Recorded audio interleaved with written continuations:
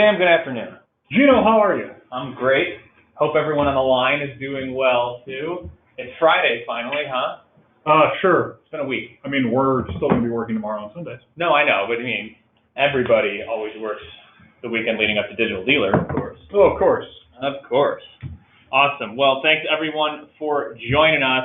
We're going to give the crowd here that signed up for this webinar just a couple more minutes to get started. But, Sam, this topic is an interesting one, isn't it? It does. It angers me. Why? There's a lot of misuse of terminology in the industry. Misuse or misunderstanding? Both. Okay. Fake news. Would you happen to say that a lot of it is, pardon my French, but bullshit? It is. Are we going to sift through that today? I hope so. Did you bring your strainer? I did. I knew I forgot something. All right, well, on that note, let's get started, Sam. All right. Let's talk about digital retailing. For everyone on the call today, this is going to be, I would say, Sam, more of a conceptual conversation, trying to understand what digital retailing is and what it isn't. Conceptual is a good way to put it. Yeah. So, without further ado, let's jump right into it. Look how short my hair was. Yeah, I know. You really have let it go. Now look at it. No, I know. It's cool. You got a little man bun going, too? Yeah. Gross. As always, I am Gino Ciparroni, CSO at Dealer Process, and you are? Sam Vukas, I'm just here. The giant. Yes. Okay. So today we are going to be talking about digital retailing, like I said. What is it and what is it not? I think we have a lot of misconceptions out there as far as what you should be looking at when you start considering digital retailing. A big part of that is you have to start thinking about the consumers. I think both as vendors and as dealers, we have a tendency to keep looking at ourselves and what we want to see. This is making me think of that scene in Joe Dirt. I know. It's not about you, it's about the consumer. We can't just be selling snakes and sparklers here. We got to give the people what they want. And then lastly, if your dealership or if your setup is even ready for digital retailing. Most dealers try to jump into this without being ready, and it falls apart, and you're back to probably worse than you were before. 100%. Okay. So without too much dragging on here, we do want to keep everyone's time in mind, so we're going to try to make this about 20 minutes or so. But I want to talk about what digital retailing, Sam, what it is and what it ain't. I think we should take an hour on this. Okay, we can do that too. But what is digital retailing? Or in fact, what is it not, Sam? Digital retailing, expand on this a little bit. It's not about getting you more leads, is it? No, and I was going to say quite some time, but still today, a lot of third parties, other companies, they get on a word track or some hot topic, and it's all about bolting all these different products on your website, and this is going to get you leads, this is going to get you leads. Because at the end of the day, Gino, if you're a dealer and I'm a, let's say, third-party chat company, every month I have to have a meeting with you, and I have to explain why you need to continue to pay me. So we have been gauging things by lead counts. And so what people need to understand is it's not about slapping something on here and all of a sudden you're just going to skyrocket leads. That's not the point of this. So you're saying if you do use a digital retailing tool, your number one measure of success should not be, did it get you more leads? 110% it should not be. Okay. It's also not a shopping cart for the website. Nope. We can't judge it as such either. In fact, Sam, is it even really technically still legal to sell a car 100% online? I mean, legally, you can. Yeah. In certain states, I'm pretty sure there's laws against it. So think of Carvana. You know, Carvana, they technically don't sell a car online. If you get the car delivered to you, that person delivering to you is a notary public. Yes. They make you sign the documentation there. So you haven't bought the car online. You've gone to... So does that mean dealers are going to have their porters become notaries? Not necessarily, but they might have to port notaries around if they don't. Yes. So it's not a shopping cart. No. It's not a click to buy now and you're done with it. Nope. It's not going to replace your salespeople. No. In fact, it's going to become integral to their process. It is going to become the tool that salespeople need to be using because we'll touch on the whole BDC salesperson lead portion a little bit later, but yes, it is something that they will need to use as a tool. It's not just another tool that you bolt on your website either. Like I said that before with chat. If we start to think of this as, just a checklist item that says, does my site have chat? Does my site have text? Does my site have digital retailing? You try to think of it that way, you're underplaying what its true value is. It's not going to kill your gross. No, if anything, it might help it. It's going to help it. Yeah, I know a lot of dealers are worried about that because they start to think if I'm being fully transparent and giving the customer full access to the rates I'm using and all of that. Let's talk why they think that. Why do you think that? For just a second. Go ahead. It's been a race to the bottom for years. As soon as people were forced to put pricing online, which everybody used to not put pricing online. They didn't want to put pictures, then they put pictures, then they want to put price, now they put price. Now it was a race to the bottom because yours had to be attractive enough to make somebody click a button to act right then and there. It's like, oh wow, this was $3,000 better than the one that the other guys got. Or it was to generate phone calls to get them in, or just get them in the store. Mm-hmm. So that was the whole point. It was this race to the bottom. But now it's a matter of convenience, and people are willing to spend more money for a better experience and for more convenience. This is proven over the last 10 years. You're saying if I don't have to spend 6 hours in a dealership haggling over $1,000 on the price, if I can just get down to a payment I'm comfortable with online and then just get the deal done in half an hour, I'd probably go through that as a customer. 100%. I would agree. You could even ask Rich. When he was buying his BMW, he did not step foot in the store. He did not have to talk to a salesperson. He went through my buddy that works at a dealership, and he got the entire deal done, and the car was delivered here to this office, and he never had to look at it, do anything. And he knew how much he was making on front end, and he knew how much I was making on the back end. He goes, I don't care because I don't have to go step foot in the dealership. See? More about convenience than it is about penny pinching these days. 100%. And it's not just a fancy payment calculator. I think that devalues a lot of these tools and what they can do. It does, and that really. But I hear that come out a lot in the industry too. Like dealers will say, "Well, it's just a payment calculator." Like it's so much more. You have to think of it as more than just doing one thing and one thing only, which is pretty much what payment calculators do. But the lead thing, I think we can't stress enough. No. If you're measuring this. You cannot measure success of digital retailing. You're not looking at it the right way. Okay. So what is digital retailing, Sam? If it's all of those things that it's not, what is it? I would say it is something that's going to fundamentally change how we sell vehicles. It's the evolution of automotive websites. Yeah. Which automotive websites are always 5 years behind the curve. I mean, we don't talk about going on Nike.com or Under Armour and saying, oh, they don't have digital retailing, so I'm not buying them. No. They're a retailer, so they just sell their shit online. I mean, that's at the end of the day, that's what it is. And that's how I think many products are bought these days. Yeah. Right? Like, why can't a car shopping experience mimic the way I would buy a TV from Best Buy or something like that? Yep. Still a high-priced item, one I'm going to research, but at the end of the day, I'm going to do most of that transaction online. Now, whether or not I go in the store and pick it up or have them deliver it to me is my option. Now, are we going to go down the road of the Best Buy analogy I discussed with you yesterday, or are we not going to touch that today? Possibly. Okay. It is also a way for the car buying process, and this is kind of just what we just said, to be more consistent with how retail is done today. Buying a car is, for whatever reason, Sam, so different than buying anything else when it doesn't have to be. Yeah. And the reason that it can't be is because there's obviously a lot of things that have to go right for that process to be done online, but that's where digital retailing is trying to connect the dots. But here is, in defense of the dealers, here's the problem. The dealers are a franchise model.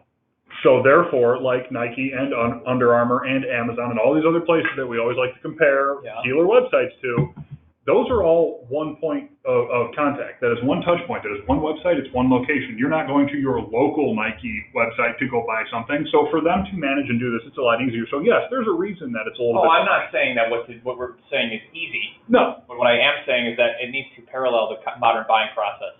Yes. Much more. But imagine if Nike did have local areas where you had Chicago Nike and, Downers Grove Nike and all these. And let's say Chicago Nike allowed you to buy shoes online, but Downers Grove Nike didn't.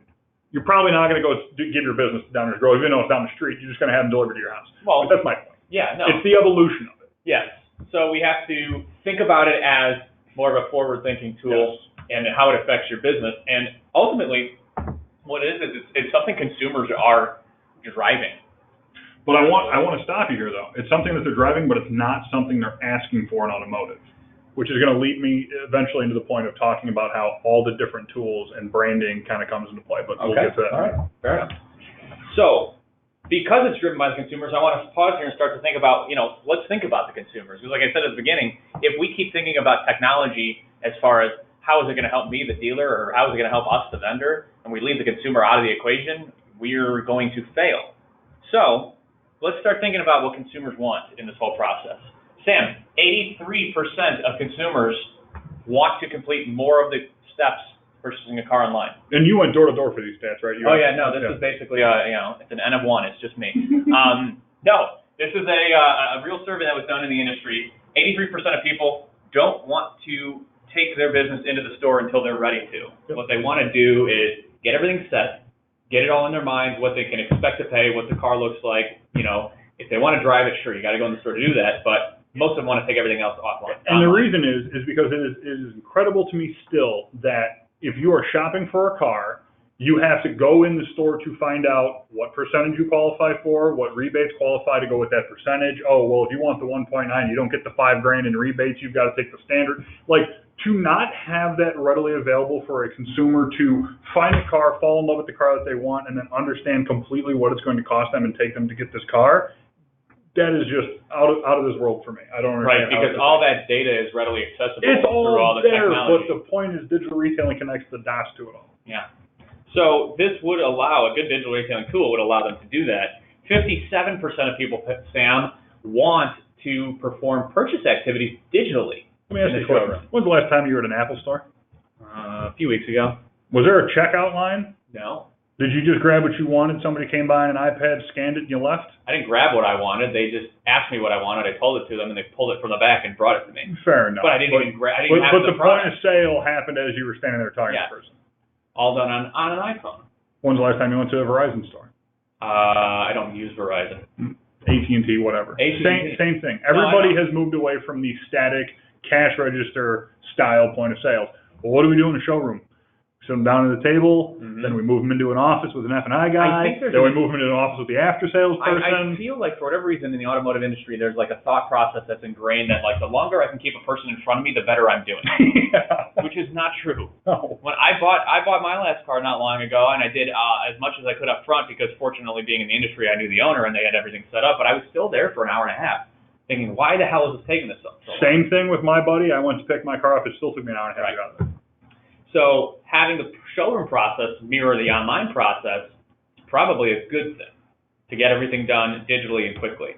71% of people, Sam, want upfront deal information, just what you were just talking about. Yep. If you know that if I qualify for the 1.9% APR rate, that then does not qualify me for the $5,000 discount, then you better tell me that online, upfront. And the same when you're looking at the second thing in the brackets, your trade-in offer. Yeah. That's great. Every site has had a trade-in tool for the history of time.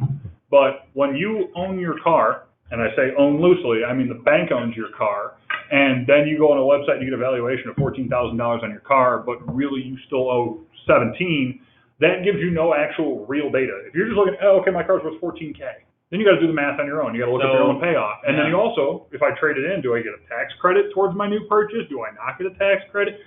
None of these answers are easily, unless you literally taking a legal pad and writing all this stuff down yourself and trying to do this research, which will take you like 5 days to do on your own. So are you saying that the trade-in tools are even dropping the ball today? Trade-in tools have been dropping the ball. You can't actively. They shouldn't really be thought of as trade-in tools. No, anyway. You should think of them as equity position tools. Yes, you cannot put an actual number on a vehicle not knowing what that person's history is, if they have a loan on it, if it's a lease vehicle. You can't. They've always done well because people want to know roughly what they're doing. But again, 4 years ago, if I would have ran, or even 2 years ago, if I would have ran my car on a trade tool, gotten a number, I would have written it down, saved it, and I would immediately had to call my bank, get my payoff, or log into my bank, and then realize, hey, I'm $4,000 upside down. Now, why do I need to do all that? What would you say, Sam? Because let me play devil's advocate for you on this before we get too far down a rabbit hole, just real quick. What would you say, though, if I'm a dealer and I say, well, why would I want to show somebody that negative equity because all of a sudden they might think that they can't afford the car and then leave and not even do anything anyways?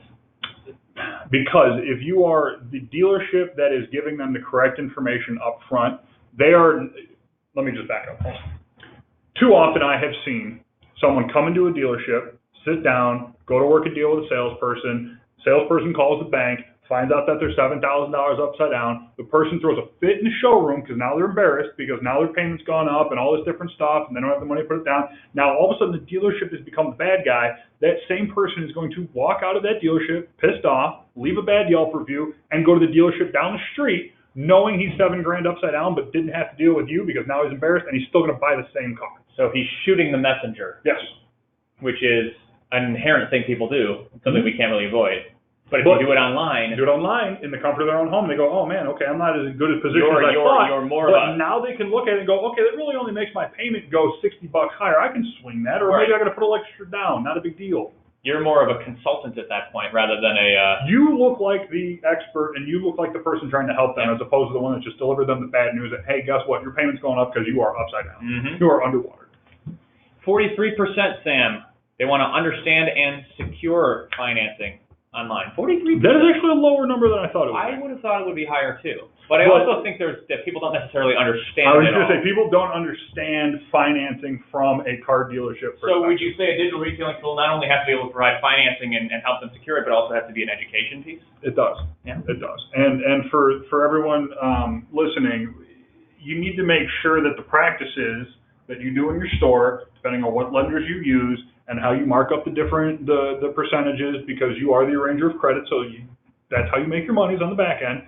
Those tools need to follow your process that is in the store. So the same thing you're showing online to a consumer would be the same offer you'd give them in the store, and then your salesperson can run back to the manager, pretend like they're speaking, lower the percentage by a half, come back and say, hey, I talked to my manager, we got you a better deal. That still all needs to be part of the process. Right. 51%, Sam, want to attempt to structure their own deal. I want to focus on those last 4 words there. That is automotive industry speak that does not apply to customers. No. So I want to explain that though we're talking about this statistic saying 51% want to structure their own deal, do not use verbiage like start your deal, create my deal, structure your deal. People don't understand what that means. Oh, you're talking about the website call to action? I'm just talking about the website call to action and how you advertise and how you market and how you brand. So basically, that we could even probably do a whole nother webinar on. We could, but I'm just saying. Stop using dealer speak on your website. And don't take this percentage and go, 51% want to structure their deal, and then turn your whole system around to be like, structure your deal online. Yeah. Nobody's going to know what that means. Would you say personalize my payments is a good button? Sure. That would probably be a little bit better. Sure. Anything that is around payment. Yeah. Is around payment. Yeah. Consumers. People look at that and they go, okay, yes, please tell me. Nobody walked out of the dealership and said, they couldn't structure my deal the right way, so I've left. They all say, I couldn't get me my payment. Yep. 46%, Sam. We're still going. Only 46. The last one. We have to end on a high note, but this is actually a low note. Only 46% of people are happy with the current car buying process. Not a scary number at all. It's actually higher than I figured. It's much higher than I figured. And I don't like the car buying process. I don't either. And I have people. Jeez. So it requires, the whole industry requires a change really based on all that data, and digital retailing is the mechanism that change is going to kind of take place through. And everyone keeps talking, going, it's not going anywhere. You're right, it's not going anywhere, because eventually this is just going to be the website. Like, you're going to go online, you'll be able to, work on your payment, put in all of your information, and understand what you're going to go. It's going to create a pickup process. You had talked about how at the beginning how people use terminology incorrectly. And I think that people, when they talk about my website is my online showroom today, it's not. Your website is your online brochure for your dealership. Basically. Your website is not an online showroom, because in your showroom you can go in, work a deal with somebody, ask them questions, be proactive. Did you just make that up? Because that's really good. Yes. Okay. I did. I'm pretty smart. So that's a good comparison. Your online showroom doesn't exist without digital retailing. I'm writing that down.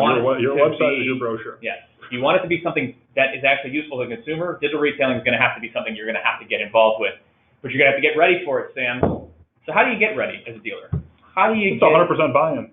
Your whole team's got to be ready to do this. Yes, and this is a lot of, I know what you like to talk about as far as what we're think about getting ready. We're going to have to burn through this portion just a little bit quicker, but here's one thing that we constantly hear when we're speaking. Every dealer is afraid of Carvana.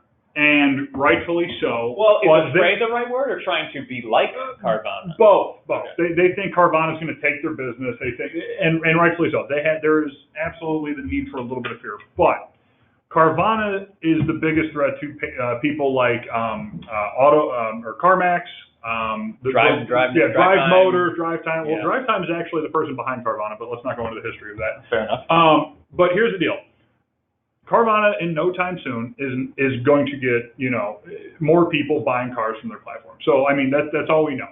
But what they're not going to be doing is getting OEM contracts to sell brand new vehicles.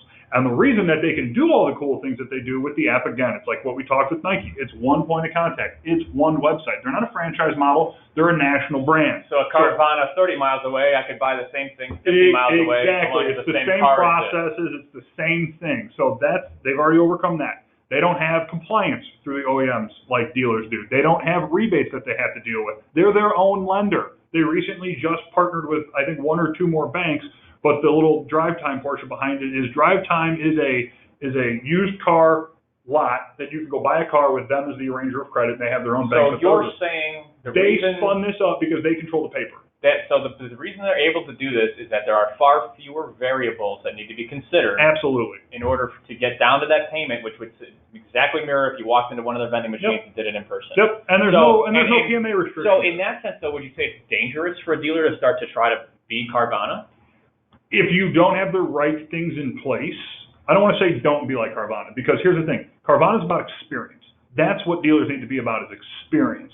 It is about the smooth transition from online to pickup or transition from online to delivery. They have the right people, they have the right infrastructure, they have everything kind of centered around the experience of the consumer. I'm kind of jumping ahead when I say this, though, but I think another reason Carvana is, kind of making waves is that it's a consistent, you get what you expect experience across the board, right?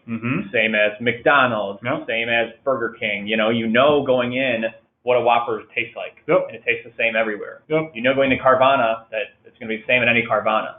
Dealerships screw themselves because they have 9 different brand messages out there running at any given time, and I don't know what I can expect. So I tricked you into talking about branding. You see what I did there? Well, we got it a little bit later, so let's just keep rolling through. The next thing is, at the heart of Carvana, they are a logistics company. Before they did any of this, they figured out where the locations were going to be. Who they needed to manage this. They created this kind of based off the whole kind of fleet management portion, and they hire logistics. So they also don't have the issue like a dealer would, where they have to go from doing business one way to now doing business an entirely different way, where they just started off. No offense, they're going to grab their used car sales manager and they're going to make him in charge of this. Used car sales manager is not a logistics manager. Logistics managers with experience cost a good chunk of change. If you're willing to go hire somebody for $70,000 a year that's simply just going to be logistics, be ready to be paying that person for about 6 months to simply just prepare your store to have the logistics available to deliver cars within 3 days and have pickup processes and return processes and everything else. Return processes are big. Carvana gets a lot of returns. Yep. And here's the one, I kind of had this last point here, but this is kind of the cool piece. There's no incentive to buy from them again. So don't try to be too much like Carvana, because as a dealership, there's incentive to buy from them. Well, it's your service experience. Yes. It's your free car washes people give away. It's being the local dealership that's involved in things in the community, where Carvana is not that same kind of thing. It's if you can make the person you sold the car to feel like family, they're going to come back. Carvana can't necessarily do that, because if you have a problem with your car from Carvana, you ain't going back to Carvana. You're going somewhere else to get it fixed. Right. Agreed. So you also, I would say, Sam, need a commerce-driven strategy. Would you? I would. I think that's kind of what our whole argument is here today. So talk to me about this. Talk to me about the parallels between what we're looking at right here and what a dealer can expect or should expect from a digital retailing process. Well, I mean, everybody online right now can go on to any big box store. They can browse what they want to browse. They can look at the merchandise. They can look at the product. They can pick like, for example, we're looking here, shoe size. They can pick color. They can see the pictures up front. Now, it's really kind of a merchandising experience. Which you can do all of that, whatever is similar in the car buying experience on a dealer's website today. Yep. So that piece is still in place. The merchandising has been there. We've gotten better at it as the years have gone on with things like VDPXL and Zoom. Hotspots, yep. But here goes back to your original point. Design it around the customer experience. One thing that I do want to bring up, and we're a little ways away from this, but again, like Gino said, this is more a conceptual discussion. If you look at these sites, and I'll jump back here just for a second, this MacBook is not individually listed. Apple isn't going, oh, we have 4,200 of these, go through an entire list. The shoes here are not individually listed. It's like, hey, you picked this model, this color, here's the options that you have. Same thing here with Tesla, and I'm a big fan of Teslas because of the processes that they have in place from online to in-store, and just simply how you go through and you pick out your vehicle. They've almost taken this to pick the model, tell me what you want, we'll tell you if it's in stock. If it's not in stock, we can order it. If it's in stock, you can come pick it up. And this is exactly what we need to start paying attention to.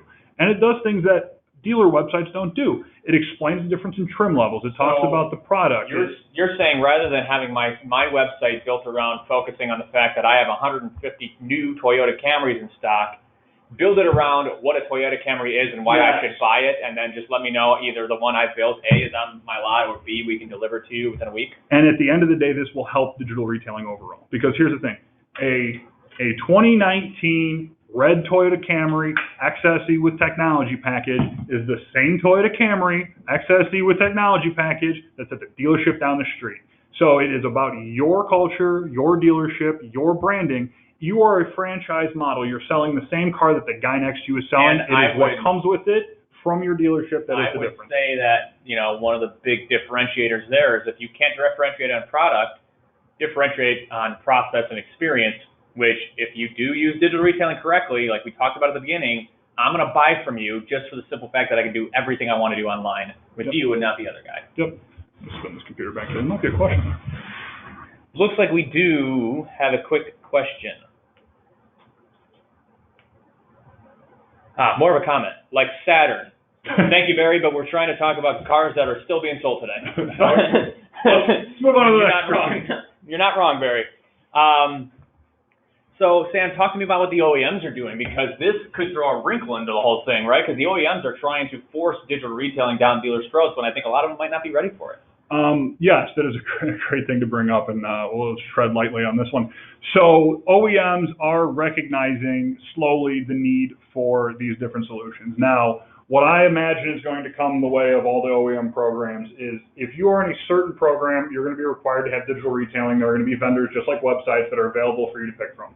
However, once OEMs, who are the purveyor of all the data that you need to sell a new vehicle, get into the game, this will no longer be a pick a vendor and have a requirement. This will be everybody uses the same. Because again, it's about the experience, and from the top level tier one, the brands will recognize that as Toyota, as a brand, whether you go to Joe Schmo's Toyota down the street or you go to Gino Ciperone's Toyota around the corner, it needs to be an experience, because just like you're concerned about your dealership and the experience the customer has, they're concerned about their brand overall. Because if I can sell you a Toyota as Toyota and you're going to come back to the Toyota family, I've just got a customer for it. If the majority of their dealers are trying to accomplish an online retailing type of process and all do it poorly, then the consumer perception of that brand is going to change. Yes, if you pick the wrong digital retailing tool, and I'm not here to call anybody out, but there are some wrong ones out there, because again, as a vendor industry, everyone got this word in their head and everybody wanted to capitalize on being able to sell somebody something. It's FOMO all over again. Yeah. So what this boils down to, Sam, is let's say, the technology is right, and let's say everything is in place for us to do this. As a dealership, your biggest selling point now becomes your quote-unquote brand promise. Would you agree? Absolutely. What is a brand promise, Sam? I mean, it boils down to everything that dealers used to do back in the day. It's about how you're involved in the community and how we plan to continue to take care of you after the sale. There is the wonderful quote from Kate Westling of sell the dream, service the nightmare, and that cannot be the process. You need to have this set up. You know what I think a brand promise is? What? I think it's an expectation in the consumer's mind. A brand promise is something that you promise to deliver on throughout the whole process. True. If you screw that up, yeah, your brand promise is worth nothing. You don't have a brand promise. You have a brand. Maybe I'll do it. Let me ask you a question. How many dealer websites, when you go to now, whether they have digital retailing or not, do you see a brand promise? I am right away when you get to the website. Because A, not many.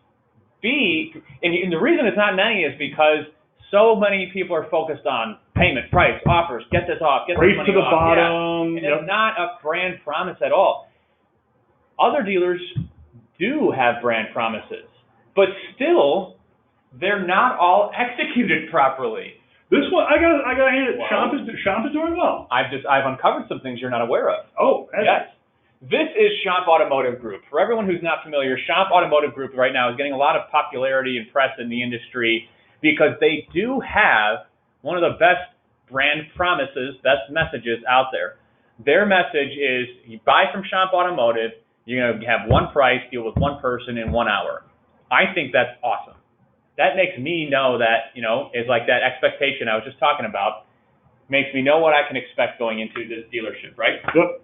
This is the message on their automotive website, their group homepage. Can't talk right now. Now, they have a number of stores in the group.